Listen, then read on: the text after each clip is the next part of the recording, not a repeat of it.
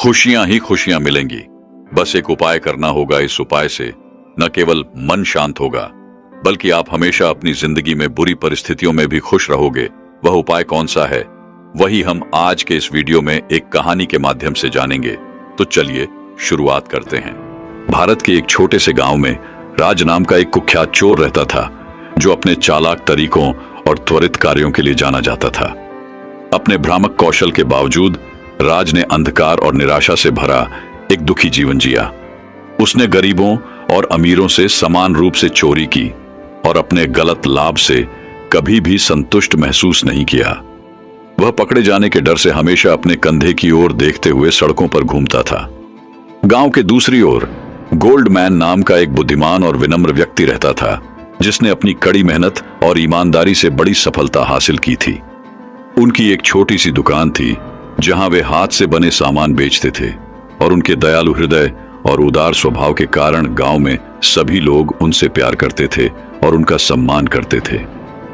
एक दुर्भाग्यपूर्ण रात राज चोरी करने के लिए कुछ मूल्यवान पाने की उम्मीद में गोल्डमैन की दुकान में घुस गया। उसे आश्चर्य हुआ जब उसने गोल्डमैन को अंधेरे में शांति से बैठे हुए पाया। उसके चेहरे पर एक शांत मुस्कान थी। राज ये दृश्य देखकर हतप्रभ रह गया, क्योंकि उसने ऐसी स्थिति में कभी किसी को इतना शांत नहीं देखा था। गोल्डमैन ने करुणा भरी आंखों से राज की ओर देखा और कहा, मेरे दोस्त, तुम अंधेरे का रास्ता क्यों चुनते हो, जबकि रोशनी सबको देखने के लिए चमकती है? तुम शायद सोचते हो कि चोरी करने से तुम्हें खामोशी मिलेगी, लेकिन सच्ची खामोशी तो तुम्हारे अंदर ही है, भौतिक संपत्ति में नहीं। गोल्डमैन के शब्दों से राज प्रभावित हुआ। उसके दिल में आशा की एक किरण जल उठी। उसने कभी नहीं सोचा था कि जीने का कोई और तरीका भी हो सकता है, ऐसा तरीका जिसमें छल और लालच शामिल ना हो। उन्होंने गोल्डमैन से पूछा कि वह दर्द और पीड़ा से भरी दुनिया में खुशी कैसे पा सकते हैं। गोल्डमैन ने धीरे से हंसते हुए जवाब दिया, खुशी इसमें नहीं है कि आपके पास क्या है, बल्कि इसमें है कि आप कौन हैं। ये एक ऐसा विकल्प है जिसे हम हर दिन चुनते हैं, दुनिया की सुंदरता को देखने के लिए और हमारे चारों ओर मौजूद साधारण खुशियों के लिए आभारी होने के लिए नहीं। चाहे जीवन हमारे सामने कुछ भी आए, हमारे पास अपनी प्रतिक्रिया चुनने और हर स्थिति में शांति खोजने की शक्ति है। राज ने रात भर गोल्डमैन के शब्दों पर विचार किया, अपने विवेक से संघर्ष किया और यह महसूस किया कि उसके कार्यों ने उसे अपनी आत्मा की कीमत पर केवल अस्थायी खुशी दी थी। जैसे ही भोर की पहली किरण अंधेरे को चीर कर निकली, राज ने एक ऐसा निर्णय लिया जिसने उसके जीवन को हमेशा के लिए बदल दिया। वह गोल्डमैन की दुकान पर चोरी करने के लिए नहीं, बल्कि उससे क्षमा और मार्गदर्शन मांगने के लिए लौटा। दर्द और पछतावे की परतों के नीचे दबे राज के भीतर अच्छाई की संभावना देखकर गोल्डमैन ने खुली बाहों से उसका स्वागत किया। गोल्डमैन की सलाह के तहत राज ने कड़ी मेहनत, ईमानदारी और दयालुता का मूल्य सीखते हुए अपने जीवन को बदलना शुरू कर दिया।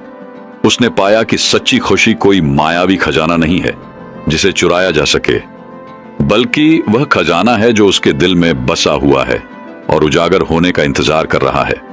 साल बीतते गए और राज गांव का एक सम्मानित सदस्य बन गया, जो अपनी बुद्धिमत्ता और करुणा के लिए जाना जाता था।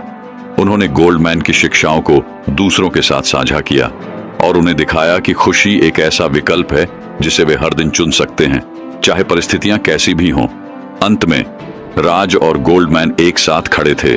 उनके चेहरे उम्र के साथ ढल गए थे, लेकिन आंतरिक शांति और संतुष्टि की रोशनी से चमक रहे थे।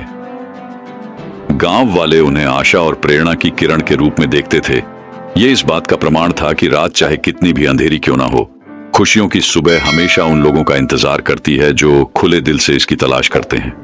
और इस तरह चोर और गोल्डमैन की कहानी गांव में एक किंवदंती बन गई, एक शाश्वत अनुस्मारक कि सच्ची खुशी बाहरी परिस्थितियों पर निर्भर नहीं है, बल्कि उस प्रेम, करुणा और कृतज्ञता पर निर्भर करती है जो हम अपने भीतर पैदा करते हैं। दोस्तों, वहीं अब एक अगली रोचक कहानी की शुरुआत कुछ इस प्रकार होती है। प्यार का अटूट बंधन। भारत के एक छोटे से गांव में एक प्रसिद्ध स्कूल था, जो अपनी असाधारण शिक्षा प्रणाली और समर्पित कर्मचारियों के लिए जाना जाता था। स्कूल का नेतृत्व श्री गुप्ता नाम के एक बुद्धिमान और दयालु प्रिंसिपल ने किया था, जिन्हें छात्र और शिक्षक दोनों समान रूप से प्यार और सम्मान करते थे। स्कूल में सबसे प्रिय शिक्षकों में से एक सुश्री शर्मा थीं, जो एक युवा और भावुक शिक्षिका थीं, जिन्हें साहित्य से गहरा प्रेम था और अपने छात्रों को प्रेरित करने की क्षमता उनमें थी। सुश्री शर्मा और श्री गुप्ता ने एक विशेष बंधन साझा किया, जो सहकर्मियों के रूप में उनकी भूमिकाओं से परे था। वे अपने कॉलेज के दिनों से दोस्त थे, जहां उन्हें शिक्षा के प्रति अपने साझा जुनून और सकारात्मकता और प्रेम की शक्ति में उनके विश्वास का पता चला। पिछले कुछ वर्षों में उनकी दोस्ती आपसी सम्मान और प्रशंसा पर आधारित एक गहरे और सार्थक रिश्ते में विकसित हुई है। एक दिन त्रासदी हुई जब सुश्री शर्मा को एक गंभीर बीमारी का पता चला, जिसके कारण वह बिस्तर पर पड़ गईं और पढ़ाना जारी रखने में असमर्थ हो गईं। इस खबर से स्कूल में सदमे की लहर दौड़ गई, क्योंकि छात्र और शिक्षक समान रूप से अपने प्रिय शिक्षक की स्थिति के बारे में सुनकर सदमे में थे। विशेष रूप से श्री गुप्ता अपने प्रिय मित्र और सहकर्मी को पीड़ित देखकर बहुत दुखी हुए। अपनी बीमारी के बावजूद सुश्री शर्मा आशावादी रहीं और सकारात्मक बने रहने के लिए दृढ़ संकल्पित रहीं। उसने अपनी परिस्थितियों को खुद को परिभाषित करने से इनकार कर दिया और इसके बजाय उन चीजों पर ध्यान केंद्रित करना चुना जो उसे खुशी और खुशी देती थीं। उन्हें पढ़ने और लिखने में सांत्वना मिली और वह अपनी अटूट सकारात्मकता और ताकत से अपने आसपास के लोगों को प्रेरित करती रहीं। जैसे जैसे दिन हफ्तों में और हफ्ते महीनों में बदलते गए, सुश्री शर्मा की हालत में कोई सुधार नहीं हुआ।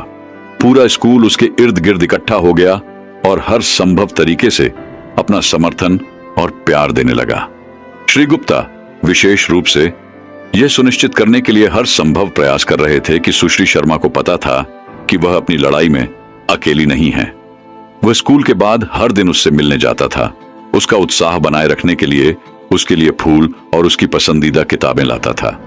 वह उसे पढ़कर सुनाता, कहानियां सुनाता और हंसी मजाक करता और उसे कई जिंदगियों पर उसके प्रभाव की याद दिलाता। श्री गुप्ता के अटूट समर्थन और प्यार ने सुश्री शर्मा को सबसे बुरे दिनों में भी लड़ते रहने के लिए आवश्यक ताकत दी। महीने सालों में बदल गए और तमाम बाधाओं के बावजूद सुश्री शर्मा के स्वास्थ्य में सुधार होने लगा।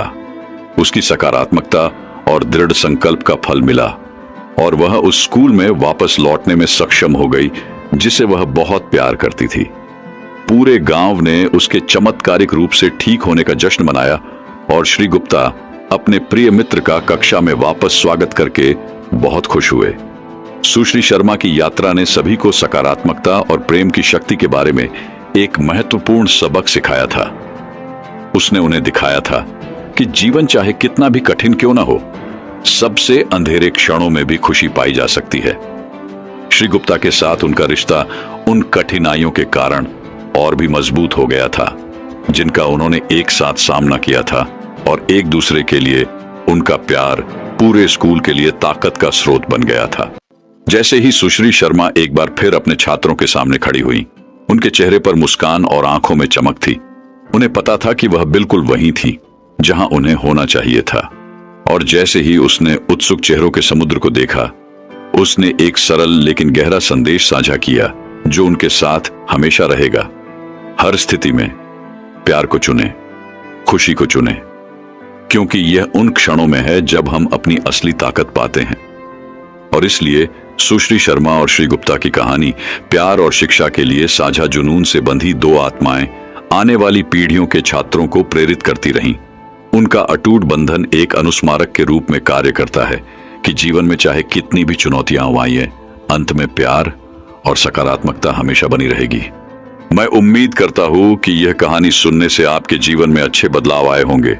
आपको इस वीडियो से क्या सीखने मिला, ये कमेंट करके जरूर बताएं और अपने परिवार, दोस्तों या आपके करीबी इंसान के साथ ये कहानी शेयर करके उन्हें भी इस ज्ञान से परिचित करवाएं। बाकी अगर आपको यह वीडियो दिल से अच्छी लगी हो, तभी इस वीडियो को लाइक कर देना, और आपने अब तक इस चैनल को सब्सक्राइब न किया हो तो चैनल को सब्सक्राइब भी जरूर कर देना। आपका हर दिन शुभ हो और खुशियों से आपका जीवन भरा रहे। धन्यवाद।